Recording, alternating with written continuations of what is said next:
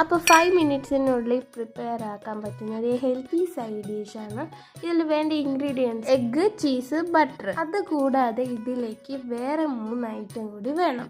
Medium size 2 സവാള, ഒരു തക്കാളി, ഒരു ചെറിയ പച്ചമുളക്.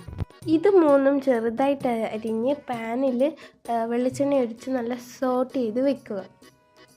സോട്ട് ചെയ്യുമ്പോൾ കുറച്ച് ആവശ്യത്തിന് ഉപ്പും പിന്നെ 1/2 ടീസ്പൂൺ ചില്ലി ഫ്ലെക്സും കൂടി ആഡ് ചെയ്യുക.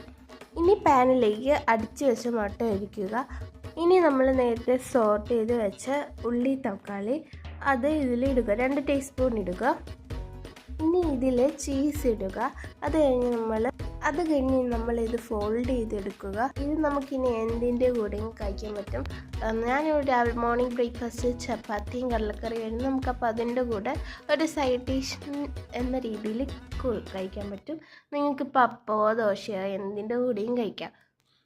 ഉള്ളിയും തക്കാളിയും ചില്ലി ഫ്ലെക്സും അതിൻ്റെ കൂടെ ഈ ചീസും കൂടെ ആകുമ്പോൾ നല്ലൊരു ഫ്ലേവറാണ് കിട്ടുന്നത്. ഇത് സംഭവം നല്ല ടേസ്റ്റാണ്. ഇതെല്ലാ പ്രായക്കാർക്കും ഇഷ്ടപ്പെടും. നിങ്ങളൊന്ന് ട്രൈ ചെയ്യുക, എന്നിട്ട് അഭിപ്രായം പറയുക. ബൈ. അപ്പോൾ എല്ലാവരും സബ്സ്ക്രൈബും ലൈക്കും ചെയ്യണേ. ഇപ്പോൾ നമുക്ക് അടുത്ത വീഡിയോയിൽ കാണാം.